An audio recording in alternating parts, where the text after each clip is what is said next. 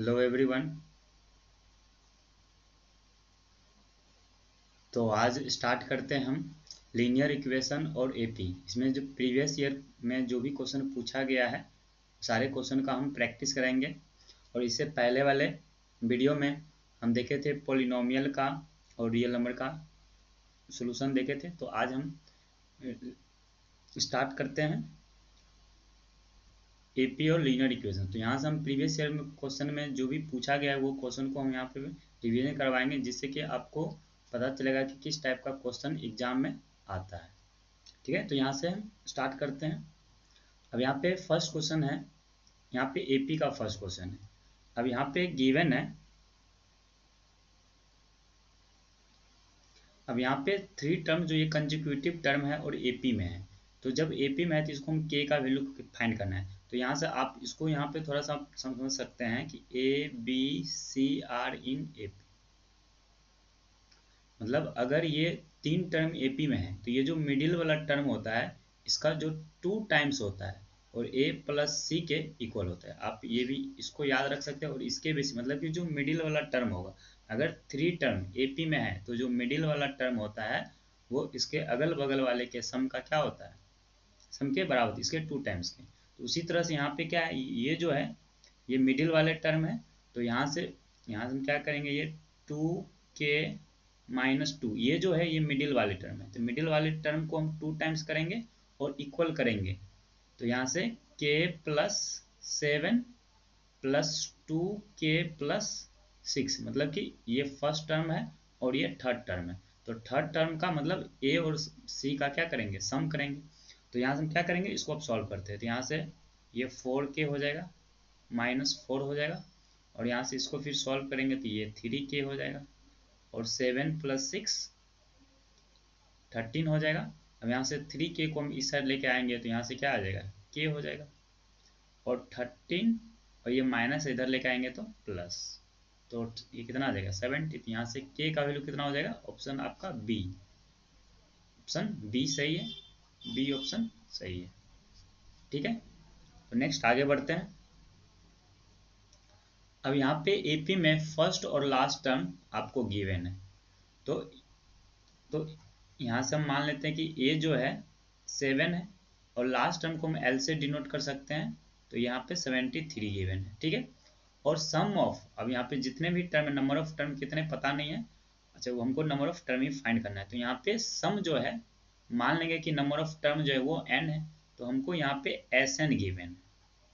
तो Sn कितना है, ठीक है, तो हमको then number of term of AP में n हमको बताना है। तो यहाँ से हम क्या करेंगे, यहाँ पे फॉर्मूला का यूज करेंगे। Sn इक्वल क्या होता है, n/2।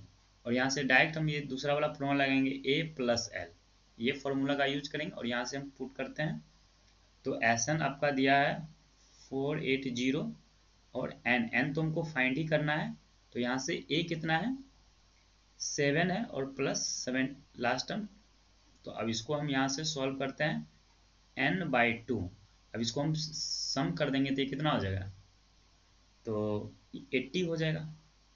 ठीक है, और यहाँ से 480, अब यहाँ से हम चाहें तो इसको कट कर सकते हैं, 0 से 0 कट कर सकते हैं। ठीक है, तो अब यहाँ से हम क्या करेंगे, यहाँ से 48 इंटू 2 क्रॉस मल्टीप्लाई कर देंगे और यहाँ से n, और ये बाय में कितना हो जाएगा, 8 हो जाएगा। तो 8, तो 8 को कितना से मल्टीप्लाई करेंगे तो 48 हो जाएगा 6 से, और n का वैल्यू कितना आ गया, 6×2 = 12।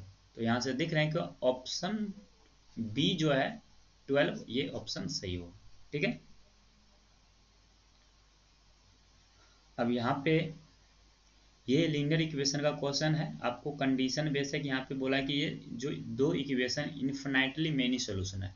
तो इन्फिनाइटली मेनी सोल्यूशन होता है, उसका कंडीशन क्या होता है कि a1/a2 equal b1/b2 equal c1/c2। ये मतलब तीनों जो होता है x का और y का जो कोफिशिएंट और कांस्टेंट है, तीनों का कांस्टेंट क्या होता है, रेशियो में इक्वल होता है अगर इन्फिनाइट मेनी सोल्यूशन है। तो यहाँ से हम इसको करते हैं। तो यहाँ से x का कोफिशिएंट यहाँ पे फर्स्ट वाले में देखते हैं कि फर्स्ट वाले में x का कोफिशिएंट k है। ठीक है, और दूसरे वाले में x का कोफिशिएंट 6 है।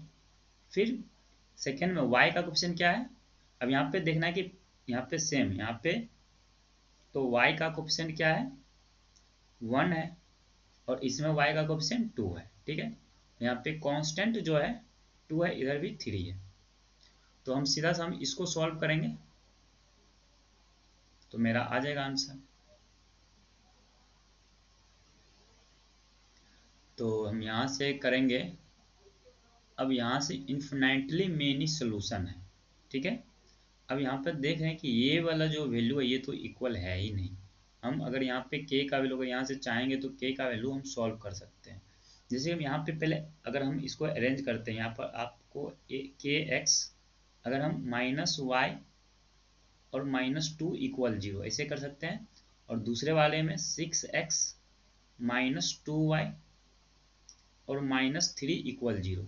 तो अब यहाँ से हम देख रहे हैं कि अगर हम चाहेंगे तो यहाँ ये भी माइनस आ जाएगा और ये भी माइनस हो जाएगा, और ये भी माइनस, ये भी, तो इसे भी कट ही जाएगा, कोई दिक्कत है नहीं, तो कोई दिक्कत नहीं। तो यहाँ से अगर हम अब यहाँ पे देख रहे हैं कि इन्फिनाइटली मेनी सोल्यूशन होना है, तो ये वाला जो है ना यहाँ पे इक्वल है ही नहीं, क्योंकि हम k का वैल्यू कुछ भी ले ले, मान लेते हैं कि हम इसको इक्वल कर देंगे। यहाँ पे हम k का वैल्यू यहाँ पे कितना, अगर हम यहाँ पे 3 ले लेंगे तो ये भी 1/2, ये इक्वल हो जाएगा, लेकिन ये इक्वल नहीं होती, ये नो सोल्यूशन का केस हो जाएगा। तो हम k का कोई भी वैल्यू ले लें, k का कोई भी वैल्यू ले लें, ये इन्फिनाइटली मेनी सोल्यूशन नहीं होगा। यहाँ पे बोला कि k K for which pair of the equation has infinitely many solution, तो does not exist, exist k का ऐसा कोई वैल्यू है ही नहीं जो इसको इन्फिनाइटली मेनी सोल्यूशन दे दे। तो ऑप्शन नंबर बी इसका ट्रू हो जाएगा।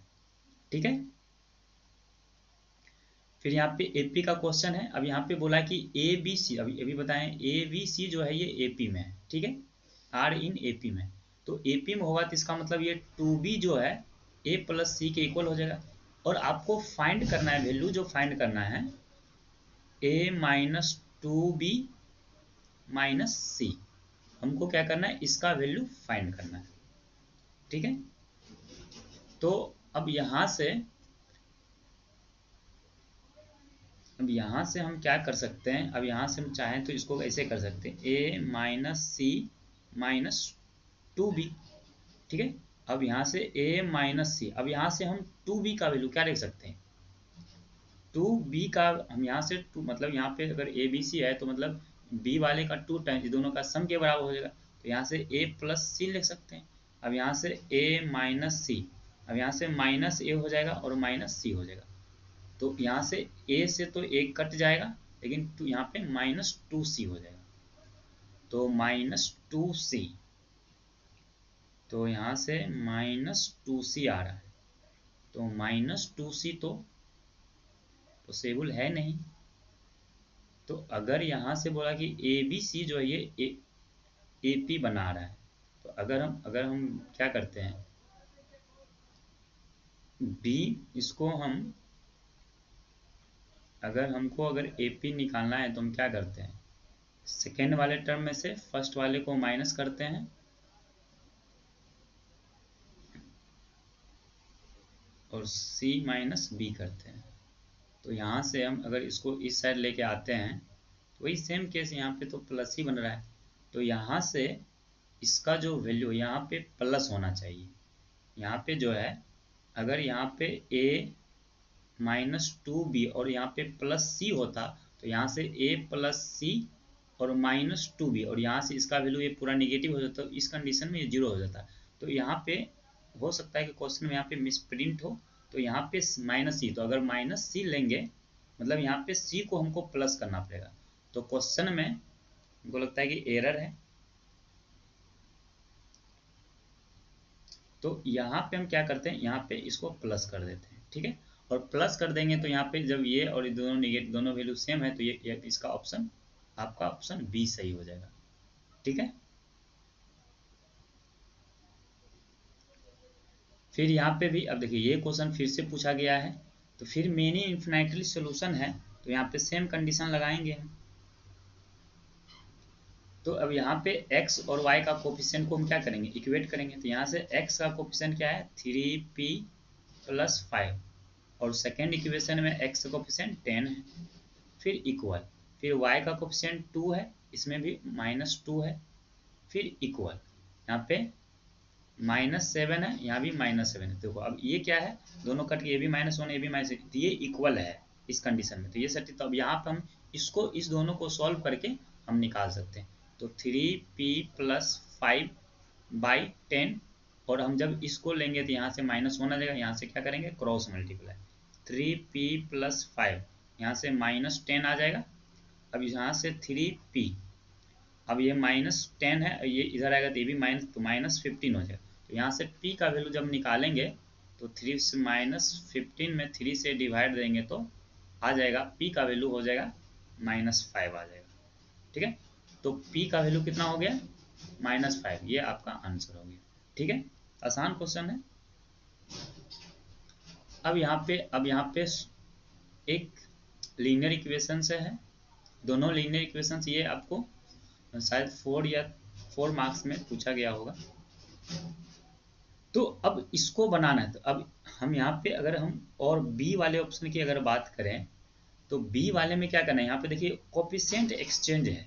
तो जब कोफिशिएंट एक्सचेंज हो तो हमको क्या करना है कि दोनों इक्वेशन को एक बार ऐड कर देना। मतलब कि यहाँ पे जो हम, मतलब यहाँ पे ये जो 62x + 43y = 167 है, और यहाँ पे 43x + 62y = 148 है। तो ये जो दो इक्वेशन है, अब जब भी आपको याद रखना है कि जब भी कोफिशिएंट एक्सचेंज हो, मतलब कि यहाँ पे x वाले कोफिशिएंट यहाँ y में है और x वाला कोफिशिएंट यहाँ पे y में है, तो जब इस तरह का फॉर्मेट हो तो आपको यहाँ पे क्या करना है, दो स्टेप में इसको क्वेश्चन को सॉल्व करना है। फर्स्ट स्टेप में क्या करना है कि दोनों इक्वेशन को ऐड कर देना है, फर्स्ट प्लस सेकेंड, मतलब कि दोनों को सम करेंगे, तो सम करेंगे तो यहाँ से आपको एक थर्ड इक्वेशन मिलेगा। और स्टेप सेकेंड में क्या करना है, दोनों को हम सब्ट्रैक्ट कर देंगे, तो मतलब कि फर्स्ट माइनस सेकेंड कर देंगे, तो यहाँ से आपको एक चौथा इक्वेशन मिलेगा। अब इस दोनों को आप इजीली सॉल्व कर सकते हैं, जो एलिमिनेशन मेथड या सब्स्टिट्यूशन मेथड का यूज करके यहाँ से आपको एक्स वाई का वैल्यू निकल जाएगा। आप इसको सॉल्व ट्राई कीजिएगा, मतलब कि ये स्टेप याद है कि पहले दोनों को ऐड कर देना है, फिर जो इक्वेशन बनेगा एक्स वाई में उसको मानेंगे थर्ड, और फिर यहाँ पे एक बार इसको सब्ट्रैक्ट कर देंगे। ठीक है, तो यहाँ से फिर सॉल्व करें। तो अभी हम क्या करते हैं, यहाँ पे ए ऑप्शन को हम बना देते हैं। ठीक है, आप बी वाले ऑप्शन को ट्राई कीजिए, अभी हम आपको हिंट दे दिए। तो यहाँ पे जब डिजिट वाला हो तो इसमें सबसे पहले क्या करिए, आप लेट कर लीजिए, यहाँ पे डिजिट ऑफ टेंस प्लेस आप x मान लीजिए। ठीक है, और डिजिट ऑफ यूनिट प्लेस, तो यूनिट प्लेस को आप y मान लीजिए। ठीक है, तो यहाँ से आपको नंबर जो होगा, आपको नंबर क्या हो जाएगा, अब टेंस प्लेस में क्या होगा, 10 से मल्टीप्लाई हो जाएगा, 10x + y हो जाएगा। अगर यहाँ पर हम इफ डिजिट रिवर्स कर दे, if digit are reversed, then अब यहाँ से जो न्यू नंबर होगा, तो न्यू नंबर जो होगा आपको यहाँ पे क्या करना, एक्सचेंज होगा, 10y + x हो जाएगा, यहाँ से ये आ जाएगा। तो बस हम यहाँ से क्या करेंगे, अब यहाँ से ये काम करने के बाद आप क्वेश्चन बनाइए। अब यहाँ पे दिया है कि दो डिजिट का सम क्या है, 12 है, तो हम यहाँ से इसको हम क्या करते हैं, अकॉर्डिंग टू क्वेश्चन आप यहाँ से सॉल्व कीजिए, जो क्वेश्चन बोला है। तो एक डिजिट x और y है, तो दोनों का सम 12 है, यहाँ से इक्वेशन फर्स्ट आ गया। अब यहाँ से अगेन, अब दूसरा इक्वेशन क्या बोला है कि 7 टाइम्स नंबर, मतलब कि यहाँ पे ये जो नंबर है इसका 7 टाइम्स, और इक्वल है 4 टाइम्स जो रिवर्स के, मतलब ये जो रिवर्स आया है इसका। तो यहाँ से मतलब कि आपको क्या करना है, 10x + y, ये एक नंबर है, और जब इसको हम रिवर्स करेंगे 10y + x होगा, तो मतलब इसका बोला है कि ये 7 टाइम्स, ये देख लेते हैं, हाँ 7 टाइम्स है, और दूसरे का 4 टाइम्स है। ठीक है, तो यहाँ से ये 7 टाइम्स हो जाएगा और ये 4 टाइम्स हो जाएगा। तो बस यहाँ से इक्वेशन बनेगा। अब इसको सॉल्व करते हैं, यहाँ से करेंगे तो ये कितना होगा, 70x + 7y, और यहाँ से 40y प्लस 4x। अब यहाँ से क्या, अब 4x को इस साइड लेके आ जाएंगे तो 70 में से तो ये 66x हो जाएगा प्लस, और ये कितना है 7y माइनस 40y इक्वल क्या हो गया 0। तो 66x माइनस में आएगा तो ये कितना हो जाएगा, तो शायद 33y हो जाएगा। ठीक है, अब यहाँ पे देखना है कि 33 कॉमन ही आ जाएगा, तो 33 कॉमन आ जाएगा तो ये 2x हो जाएगा और ये माइनस y हो जाएगा यहाँ से 0। अब इसको इक्वेशन सेकंड मान लेंगे। अब यहाँ से ये फर्स्ट और दोनों को सॉल्व कर लीजिए। अब यहाँ पे दोनों को ऐड कर लीजिए। तो जैसे ही हम ऐड करेंगे फर्स्ट प्लस सेकेंड, जैसे ऐड करेंगे तो वी गेट, तो यहाँ से जैसे ऐड करेंगे तो y क्या हो जाएगा, कट जाएगा, यहाँ से 3x हो जाएगा। और जैसे ऐड करेंगे तो ये 12, यहाँ से x का वैल्यू देख रहे हैं कि यहाँ पे 4y12/3, तो यहाँ पे x का वैल्यू 4 हो गया। अब जब x का वैल्यू 4 हो गया है तो y का वैल्यू कितना हो जाएगा, y का वैल्यू मतलब 12 में से 4 को माइनस कर देंगे कितना 8 हो जाएगा। तो ये नंबर हो गया। अब हम यूनिट प्लेस किसको माने थे, यूनिट प्लेस y को माने हैं, तो इसका मतलब 48 मेरा जो है ये रिक्वायर्ड नंबर है, ये मेरा रिक्वायर्ड नंबर है। ठीक है, तो ये आपका आंसर हो गया। इस तरह से सॉल्व कर सकते हैं। अब यहाँ पे ये भी लीनियर इक्वेशन से क्वेश्चन पूछा गया है। अब यहाँ पे क्या करना है, half of the difference between two number. तो यहाँ पे भी क्या करते हैं कि हम लेट कर लेते हैं कि दो let two numbers are x and y। ठीक है, और यहाँ पे हम मान लेते हैं कि x जो है y से ग्रेटर देन है। ठीक है, x बड़ा है।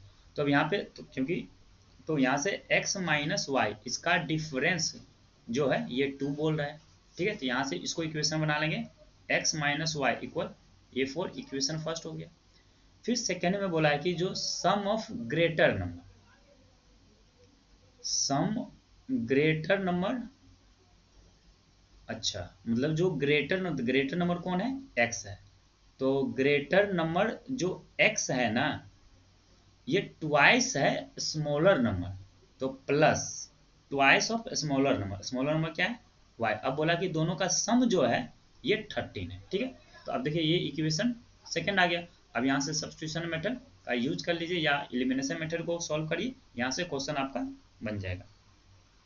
तो यहाँ से हम डायरेक्ट हम आपको सब्ट्रैक्ट कर देते हैं। यहाँ से x माइनस वाई इक्वल 4 है। अब जैसे हम इसको सब्ट्रैक्ट करेंगे तो ये वाला कैंसिल हो जाएगा और ये क्या हो जाएगा 3y हो जाएगा।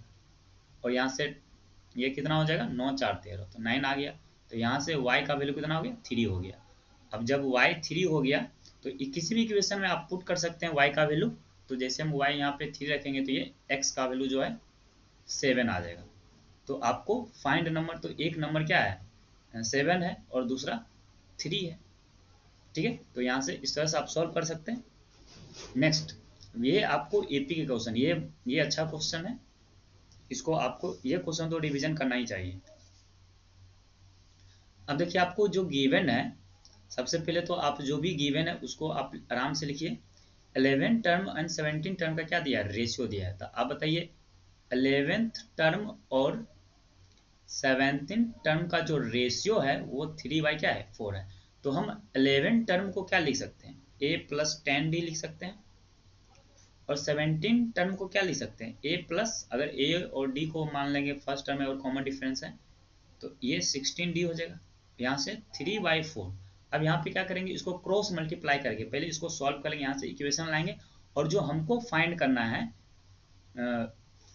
5th term by 21st term, इसका जो है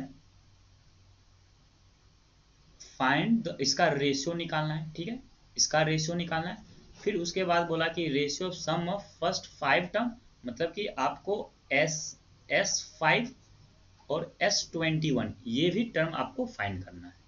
ठीक है, तो सबसे पहले तो मतलब कि तो हम सबसे हम पहले क्या करते हैं, इसको सॉल्व करते हैं।